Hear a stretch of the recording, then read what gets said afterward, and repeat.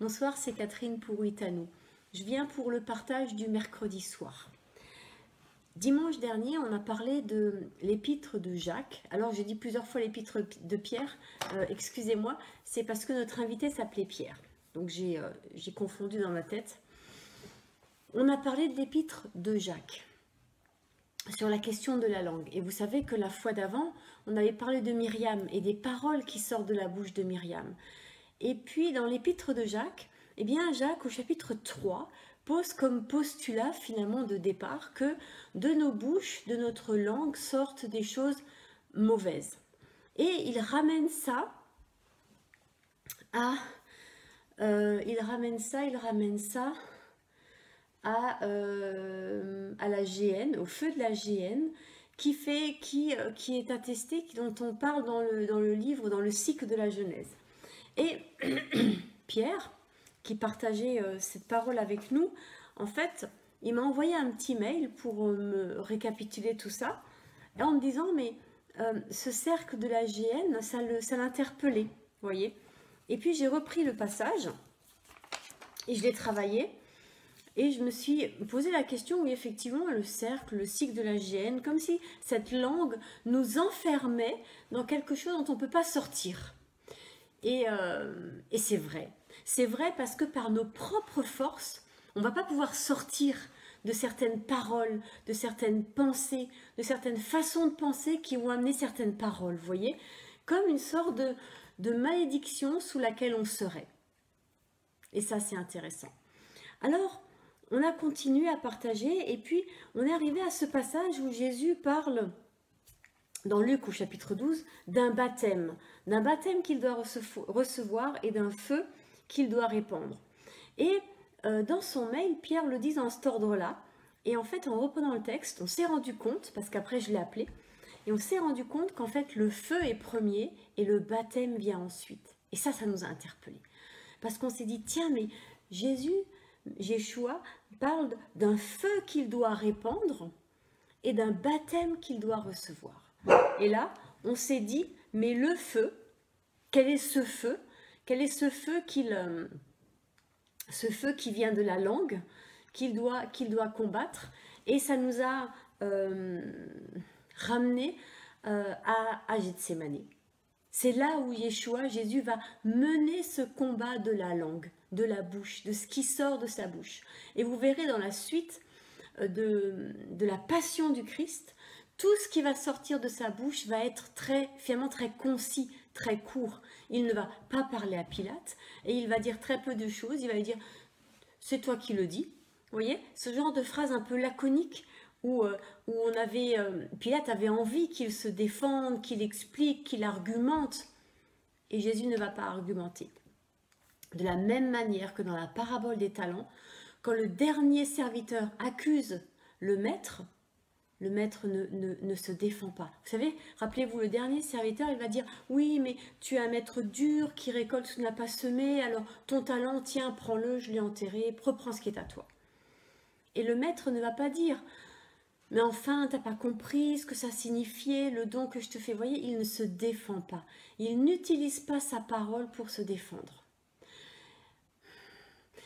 Moi, je trouvais toujours ça je me suis toujours dit, j'ai toujours pensé, Seigneur, le jour où j'arriverai à faire ça, j'aurai acquis quelque chose qui ressemble à de la maturité.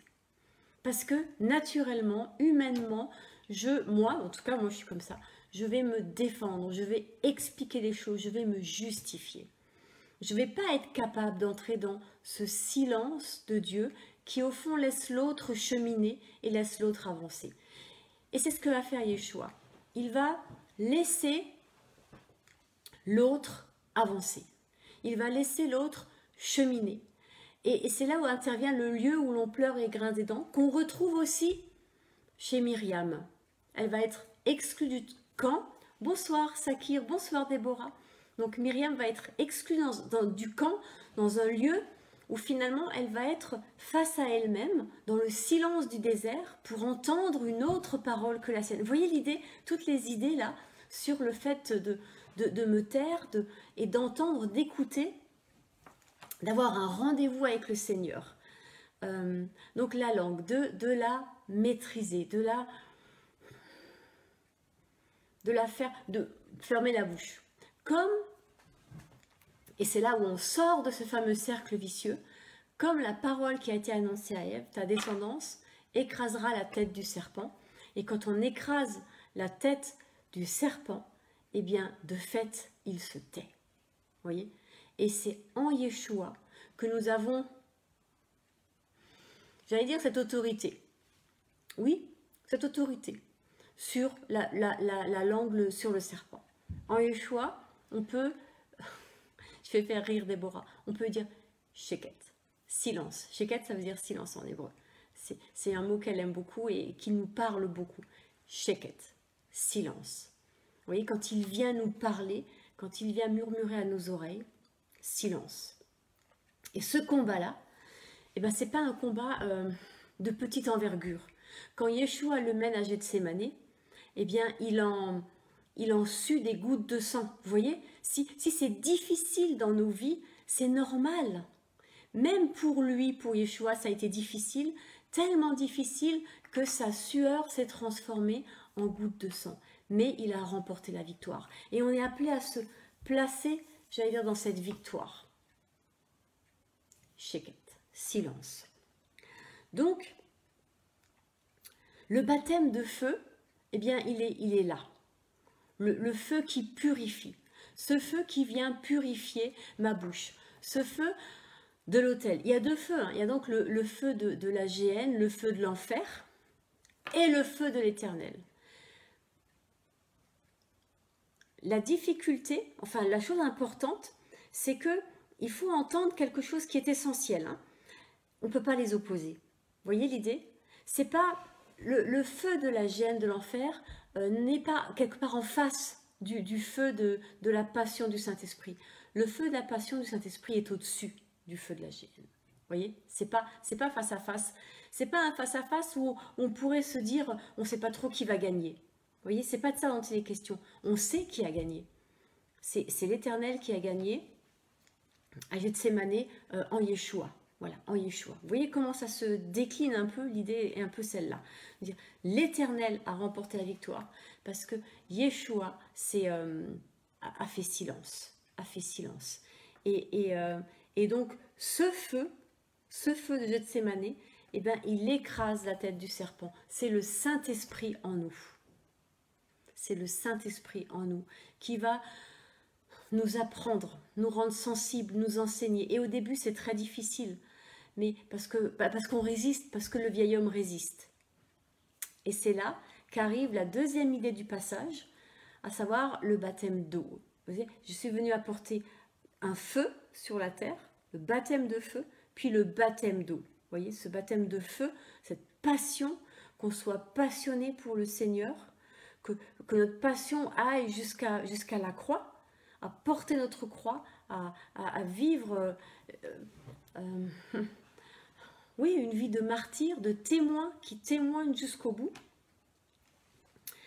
Et le baptême d'eau, qui finalement devient actif et rendu actif par le baptême de feu. Au fond, le baptême de feu est la réalisation, il rend réel le baptême d'eau. Alors, le baptême d'eau, c'est ce moment où finalement, entouré de mes amis, de ma famille, je donne ma vie au Seigneur et je plonge dans les eaux, je proclame que je veux mourir à moi-même et que je veux ressusciter de la vie du Seigneur. Tout ça, c'est des mots que je dis, d'accord? Vous voyez la langue. Le baptême de feu, c'est quand le Seigneur dit « Ok, ben on va le faire ». Vous voyez? C'est quand il met sur ma route, dans ma vie, les circonstances qui vont permettre que s'active ce que ma bouche a proclamé. J'ai proclamé par ma bouche que j'appartiens à Christ. Eh bien, j'allais dire nécessairement, la tentation va venir pour dire, est-ce que tu es vraiment à Christ ou est-ce que tu es encore dans le monde, à savoir, à vouloir conjuguer les plaisirs du monde et la vie sainte que demande l'Éternel. Et c'est là qu'à mon sens, il nous faut entendre cette parole qui nous dit, mais séparez-vous. Être saint, c'est être séparé. Ça ne veut pas dire qu'on n'est plus dans le monde. On est toujours dans le monde, mais on n'est pas du monde. Vous voyez, on n'est pas appelé à agir, j'allais dire comme tout le monde. On est appelé à être différent. On est appelé à être le sel de la terre. On est appelé à être la lumière du monde. Et ça va nécessiter forcément un travail dans nos vies. C'est pas juste une décision, c'est pas juste une parole qu'on dit un jour et puis on croit que presque ça se met en route tout seul ou par magie. Non, il va falloir faire le choix de. Eh bien, ça peut être par exemple faire le choix de renoncer à l'alcoolisme, à l'alcool. Voilà. Ça peut être le choix de, et donc mener le combat qui va avec. Ça peut être le choix de renoncer à la prostitution, voilà, par exemple. Et mener le combat qui va avec. À la fois, j'allais dire, en ne pratiquant plus ces activités, ces choses, à savoir la boisson et tout ça, mais aussi spirituellement, en étant délivré. Et c'est là où on va devoir être travaillé, voilà, par le Saint-Esprit, aux 3 niveaux. Et c'est là que c'est un feu. Ça va être au niveau physique, c'est un certain nombre d'habitudes qu'il va falloir perdre, comme celui de la bouteille. Vous savez, ces gestes, c'est plus flagrant avec la cigarette, que le geste de la cigarette. Oui, c'est un ensemble de gestuels qu'il va falloir perdre. Donc voilà, dans le corps, ça s'incarne. Dans l'âme, c'est un ensemble, la cigarette du matin qui me donne l'impression que je revis, ou la petite goutte, là, quand j'ai un coup de stress, mon petit whisky, ça va mieux. Vous voyez, c'est ce genre d'habitude, de réflexe, et puis l'âme qui est apaisée, parce que voilà, j'ai fumé ma cigarette, j'ai eu mon petit coup de whisky, etc. Et au niveau de l'esprit, alors là, ça relève finalement de la délivrance, parce que derrière cette gestuelle et derrière cette satisfaction de l'âme qui nous lie, eh bien, il faut être délié. Vous voyez, ça nous lie. Eh bien, on a besoin d'être. Et ça nous lie à quoi? Eh bien, sûrement pas à Jésus-Christ, donc aux puissances, aux autorités, à des choses comment j'appelle ça? Du côté obscur. Et là, il faut être délié et pouvoir dire, mais au nom de Jésus, les liens sont coupés et je choisis de vivre sous le sang de Jésus, au pied de la croix. L'importance vraiment de remettre la croix au centre. Dans tout ce qu'on a pu partager, à la fois dimanche et puis tout à l'heure avec Pierre, c'était vraiment de se dire, mais au final, que ce soit le baptême de feu ou le baptême d'eau, les deux ramènent à un seul lieu dans ma vie, à savoir la croix. La croix qui peut être une idole. Il faut bien, vous savez, quand on voit parfois des gens qui portent une croix et puis qui la bisoutent comme un talisman, c'est pas ça qui sauve. C'est pas ça qui sauve. C'est d'avoir, comment dire, c'est difficile de le dire, parce que donner sa vie, qu'est-ce que ça veut dire aussi? Vous voyez, je donne ma vie, puis très vite on la reprend, parce que voilà, faut pas être dupe. Mais donner sa vie, c'est dire, ok Seigneur, aujourd'hui je me lève et je choisis de t'obéir. Vous voyez, c'est ça. C'est aujourd'hui je choisis de t'obéir. Aujourd'hui je choisis. Je redis que tu es mort pour moi, que c'est moi qui aurais dû être à la croix, que c'est une grâce que tu me fais. Vous voyez, c'est tous les matins, c'est important. Parce que c'est comme si la nuit, on était devenu amnésique et il faut se répéter les choses. Ok, aujourd'hui, tu as donné ta vie pour moi. Je ne peux pas vivre n'importe comment parce que tu m'aimes. Vous voyez, c'est reprendre conscience de qui je suis, de qui lui, il est. Et du coup, ma langue, ma bouche va participer à ça. Vous voyez? Et si, dès le matin, ma bouche va ouais, proclamer ce genre de paroles, eh bien, comment puis-je dire dans la même journée des gros mots et des choses vulgaires? Vous voyez, c'est compliqué après. Comment puis-je utiliser ma bouche pour mal parler des gens, critiquer, maudire, juger, etc. etc. Vous voyez, voilà. Mais ça se fait petit à petit. Et il faut être patient avec soi. Il faut être patient avec soi. Donc, Pierre nous partageait tout ça. Et le fait que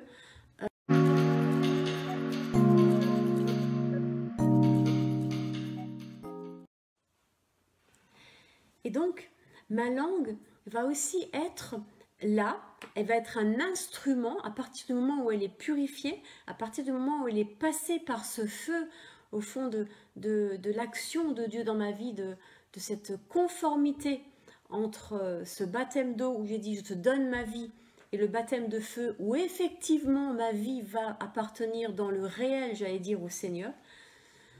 Je deviens, jour après jour, petit à petit, témoin. Témoin de l'œuvre de Dieu dans ma vie, témoin de ce qu'il fait, témoin de qui il est, témoin de sa présence. Et là, je peux commencer alors à l'appeler Abba, Père. Vous voyez, c'est tout ça que ça amène. Donc finalement, la question qui nous est posée, que la Bible nous pose, c'est quel feu est-ce que tu choisis? Et moi, ça m'a tout de suite amené à penser, à réfléchir à ce passage dans... alors attendez, il est où? Dans Nombre, sur la question dans le Lévitique, pardon, Lévitique 9 et Lévitique 10, sur la question du feu pur et du feu impur qui est sur l'autel de l'Éternel. Vous savez, quel est le feu?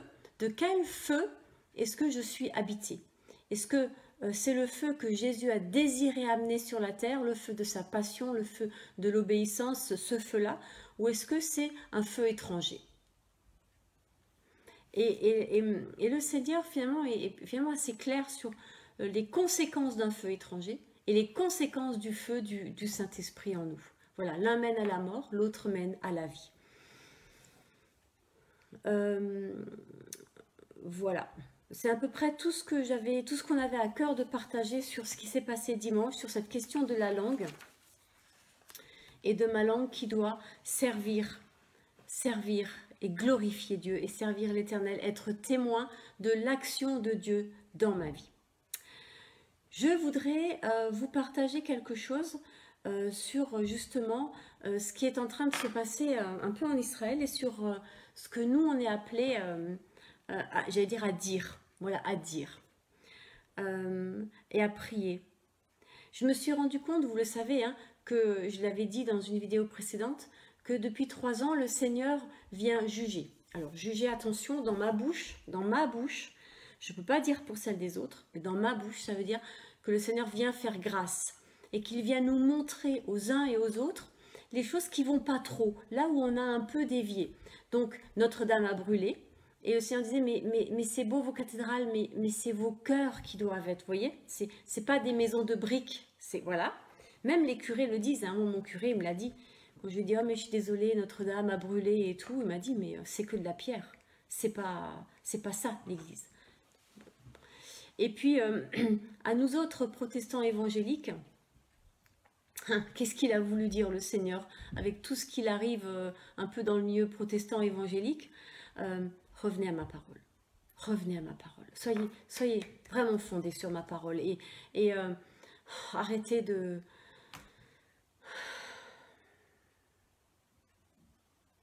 Je ne sais pas comment le dire. Arrêtez d'être dans des lieux spirituels, dans des hauteurs. Soyez concrets, soyez concrets. Je crois que c'est ça qu'on a besoin d'entendre, nous, dans le milieu protestant évangélique. Voilà. Arrêtez de faire trop marcher vos têtes et de donner plus de corps à cette parole. Vous voyez, quelque chose comme ça. Et puis, il y a eu la semaine dernière les rabbinim qui allaient sur... C'était des apprentis rabbins quand même, hein, des gens qui allaient enseigner un jour la parole, ou qui l'enseignaient déjà. Et le message que j'ai entendu, c'est de dire, mais ne cherchez pas parmi les morts celui qui est vivant. Et j'en étais restée un peu là, en me disant, Seigneur, mais et les musulmans? Et là, je viens de me rendre compte, parce que j'ai entendu quelqu'un hier qui en parlait, que on est dans ce temps du Ramadan. J'avais un peu zappé qu'on était dans le temps du Ramadan. Et que aujourd'hui, ce soir, le Ramadan se termine, qu'il y a la coupure du jeûne du Ramadan, et puis et qu'il y a le sacrifice de l'agneau chez les musulmans qui va avoir lieu. Il y en a deux, il y en a un maintenant, et puis il y en aura un au mois de juillet.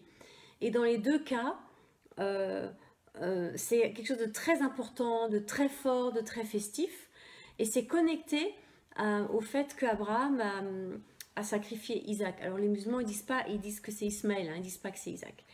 Et puis donc là on est dans la fin du Ramadan, c'est les derniers jours. Et depuis lundi, la situation a terriblement dérapé en Israël. On le sait tous, hein, que c'est vraiment la catastrophe. Et je dis, Seigneur, mais qu'est-ce que tu es en train de dire? Qu'est-ce que tu es en train de faire? Et le Seigneur me disait, me montrait, enfin, pas qu'à moi, hein, rassurez-vous, vous ne soyez pas inquiets, parce que je l'ai partagé avec d'autres qui m'ont dit, oui, on a bien senti la même chose. Les musulmans, depuis 2 ans, ne peuvent pas faire ces sacrifices. Parce que déjà en Algérie, ils ont été interdits à cause de la Covid et tout ça. Vous voyez que la Covid est toujours en arrière-plan de toutes nos histoires.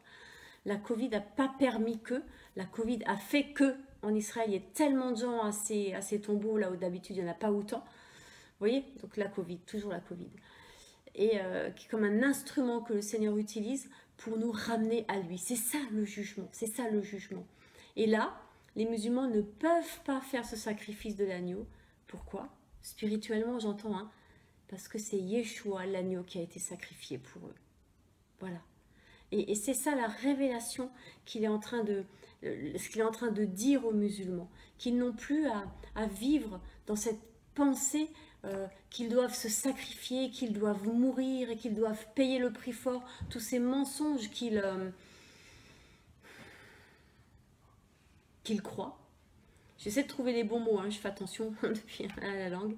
Tous ces mensonges qu'ils croient, et Jésus, c'est comme s'il se tenait devant eux et leur disait, mais j'ai payé pour vous. J'ai payé pour vous. Et en moi, vous pouvez accéder à ce Dieu inaccessible. Dans le Coran, Dieu est inaccessible.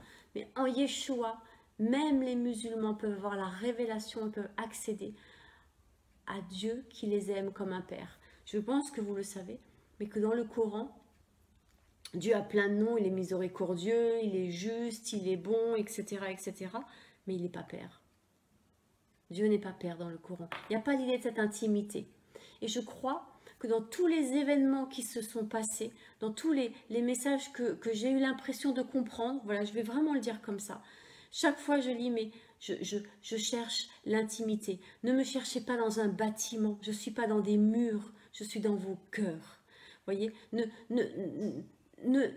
croyez pas, ne montez pas dans des prophéties d'intercession et des choses, vous savez ces choses-là, ah je suis là juste à côté dans votre prochain, voyez, aimez-vous les uns les autres, de revenir sur des choses. Yeshua il a vécu sur terre une vie d'homme tout simple, et puis là, aux Juifs, mais ne cherchez pas parmi les morts celui qui est vivant, il est le Dieu qui est vivant, et aux musulmans, je suis l'agneau de Dieu, voyez.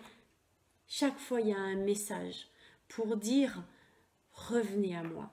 Et au fond, la crise que nous traversons et la crise que traverse Israël et nos prières doivent vraiment accompagner les uns et les autres. Dire « revenez », que ce soit un moyen de revenir à l'éternel. Voilà, revenez à l'éternel. Et une dernière chose que je voulais dire, j'ai eu Pierre au téléphone et vous savez, je vous ai toujours dit que j'avais beaucoup de plaisir et vraiment, quand quelqu'un m'appelle pour me dire « Attends, là, tu as dit un truc, Catherine. » Donc, vous savez que j'ai fait un enseignement sur Matthieu, chapitre 2.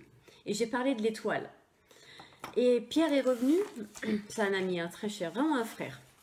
Il est revenu dessus, il m'a dit « Catherine, ça m'a gêné ton étoile, ce que tu en dis, une étoile qui n'a pas la lumière en elle. Lui, c'est un scientifique, il m'a dit « Tu sais, les étoiles sont des soleils morts. » Et il m'a dit « Je ne pense pas que ce soit la bonne direction dans laquelle tu sois allé. » Et j'ai dit « Oui, tu as raison. » Vous voyez, ça c'est génial quand on peut partager. Et puis on était là au téléphone, puis on se disait « Mais quand même, il y a un truc sur l'étoile. » Et on se dit, oui, mais quoi? Et puis, on a repris le texte et on s'est dit, mais comment ça se passe, cette histoire d'étoiles? Et en fait, la clé, elle est dans les verbes. Alors, je vais vous reprendre ça et je suis tellement reconnaissante. Vous voyez, c'est pour ça que c'est important parce que, eh bien, comme ça, à deux, comme une vraie yeshiva, on s'est interrogé, on s'est dit, non, non, l'étoile, c'est pas dans cette direction qu'il faut aller. Mais alors, on va par où? Et vous allez voir, c'est formidable ce qu'on a trouvé. Je vous le partage parce que c'est essentiel. Donc, les mages, ils voient une étoile et ils se mettent en route. Parce que la question que j'ai posée, j'ai dit, mais Pierre, pourquoi l'étoile ne les conduit pas directement à Bethléem? Ça aurait tout évité. Si l'étoile avait conduit les mages directement à Bethléem, ils ne passaient pas à Jérusalem, Hérode n'était pas prévenu, il n'y avait pas de massacre des enfants, tout se passait bien, Jésus y grandissait normalement à Bethléem, tout allait bien. Pourquoi tous ces ennuis, pourquoi tout... Et ça me fait penser à la situation actuelle, vous savez, pourquoi tous ces ennuis, pourquoi chaque fois, entre guillemets, mais c'est souvent tellement compliqué une vie, et puis des situations, et puis là maintenant ce qui se passe en Israël, dire mais Seigneur, pourquoi? Et donc, en fait, les mages, ils ont vu l'étoile. Et ils se sont mis en route. Mais l'étoile, elle n'a pas fait quoi que ce soit. Souvent, on croit que l'étoile s'est mise en route et les a conduits dès le départ, mais c'est pas vrai, pas dans le texte. Donc, ils voient l'étoile, ils se mettent en route, et logiquement, selon une logique tout à fait humaine et juste, hein, le roi naît. Où est-ce que le roi naît? À Jérusalem, dans la capitale. Donc, ils vont à Jérusalem, dans la capitale. Et quand Hérode leur dit, renseignez-vous, allez voir, je veux aussi l'adorer, et bien tout d'un coup, l'étoile va alors là les conduire. C'est à ce moment-là que l'étoile les conduit. L'étoile les conduit de Jérusalem à Bethléem, mais pas avant. Pas avant. L'étoile, elle fait qu'apparaître. Et en reprenant les verbes, on s'est dit, mais c'est incroyable. Et on s'est dit, c'est incroyable parce que Dieu va, au fond, laisser à l'homme sa part, et sa part, c'est de se mettre en route. Voilà. C'est notre part. Notre part, c'est de se mettre en route. Et de dire, voilà ce qu'on va faire maintenant, et puis d'en parler, de partager. Et le fait que les mages vont à Jérusalem et qu'ils partagent à Jérusalem cette bonne nouvelle aurait pu avoir un effet contraire quelque part. Hérode aurait pu se réjouir. Vous voyez, bon, compliqué d'imaginer ça quand même, je vous l'accorde. Mais en tout cas, les scribes et les maîtres de la loi, non, c'est pas les maîtres de la loi qui s'appellent. Attendez, je recherche le mot exact. Les spécialistes de la loi, les chefs des prêtres, voilà. Eux, ils auraient pu se réjouir. Eux, ils auraient pu se réjouir. Parce qu'au fond, si le Seigneur envoie les mages à Jérusalem, c'est pour eux, pour leur dire, c'est arrivé, c'est en train d'arriver, c'est maintenant. Mettez-vous en route. Et je crois que le Seigneur, au fond, c'est ce qu'il nous dit aujourd'hui au travers de tout ce qui se passe. C'est maintenant, c'est en train d'arriver. Mettez-vous en route. Pourquoi faire? Et voilà pourquoi j'avais à cœur de dire ça ce soir. Allez dire à vos voisins. Là, on est dans les derniers jours du Ramadan. Et j'ai appris hier soir dans le Zoom où j'étais que c'est l'occasion rêvée maintenant de leur faire des cadeaux et de leur offrir une Bible. En leur disant, voilà, c'est un vrai cadeau, d'emballer le cadeau et de leur offrir, en disant, tenez, on a un cadeau pour vous. Alors, je vous avoue que ce matin, j'ai des voisins, ils sont musulmans. J'avais pas de Bible, mais je me suis dit, Seigneur, j'aurai d'autres occasions. Et j'ai eu à cœur de leur offrir une boîte d'œufs. On verra. Je dis, Seigneur, j'ai pas de Bible là tout de suite. Par contre, j'ai une boîte d'œufs. Et donc, je suis allée leur offrir une boîte d'œufs. Parce que je sais quel jour on est, parce que voilà. Et je me suis dit, bon, vous comprenez? Juste, voilà, de faire un geste. Même si c'est pas grand-chose, mais ok, aujourd'hui, c'est de semer. De semer. Parce que c'est maintenant le moment. Avec tout ce qui se passe, c'est maintenant le moment de prier et de plaider pour que les uns et les autres, Israéliens et Palestiniens, Juifs et musulmans, et je préfère même dire Juifs et musulmans, rencontrent le Seigneur, rencontrent Yeshua. C'est maintenant le moment dans tout ce bazar dans lequel on est au niveau mondial. C'est maintenant le moment d'oser une parole. Et c'est maintenant qu'on a besoin que nos bouches soient purifiées, que nos lèvres soient sanctifiées et qu'elles glorifient le Seigneur. Vous voyez? Mais dans le réel. Et peut-être ça passe juste par offrir une boîte d'œufs. Merci Sakir, mais c'était vraiment rien du tout. Mais ce que je veux dire, c'est que, voilà, c'est ça qui est important. C'est que tout ce travail que le Seigneur a fait dans nos vies jusqu'à maintenant, de préparation, vous savez, où il nous a polis, arrondis, où il a travaillé l'argile de nos cœurs, où il a purifié, c'est pour maintenant, c'est pour un temps comme maintenant, c'est pour briller. C'est pour que nos paroles soient des paroles de vie. Alors c'est ma prière ce soir. Seigneur, que de ma bouche sortent tes paroles de vie. C'est maintenant que le monde a besoin d'entendre la bonne nouvelle. Et pas un discours religieux ou prophétique ou je sais pas quoi, mais de l'amour concret, réel, qui manifeste Yeshua, qui donne envie de le connaître, de l'aimer et de se laisser aimer par lui. Parce que c'est lui qui change nos vies. Et même si pour changer nos vies, il nous corrige et que parfois c'est pas marrant de passer par le feu, on est tellement mieux après. On est tellement plus léger, débarrassé de notre péché. C'est maintenant. Allons, brillons, annonçons la bonne nouvelle. Soyez bénis. Et on se voit vendredi pour Shabbat. Et dimanche est un jour important parce que dimanche c'est Shavuot. Et à partir de dimanche, de Shavuot, de dimanche à Pentecôte, on se retrouvera tous les soirs à 21h.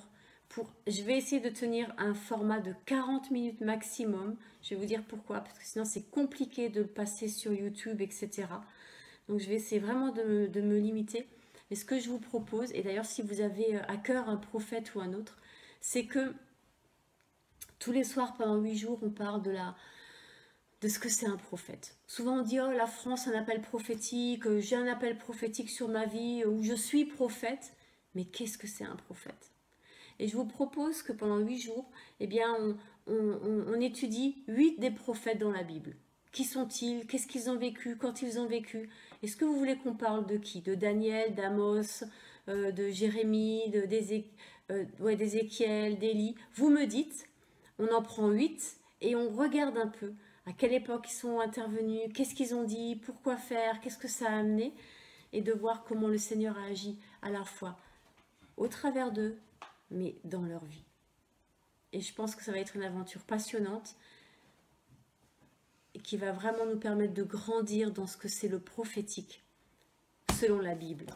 Et juste pour pas opposer le prophétique à la voyance, parce que je pense que c'est comme le feu de la GN et le feu du Saint-Esprit, ça ne s'oppose pas. Le feu du Saint-Esprit est au-dessus. De la même manière, la voyance et toutes ces dimensions qui existent dans toutes les religions, sur toute la surface de la terre, ça ne s'oppose pas au prophète. Le prophète, il est au-dessus. Mais ça, il va falloir le prouver. Ok? À bientôt. Bonne nuit, au revoir.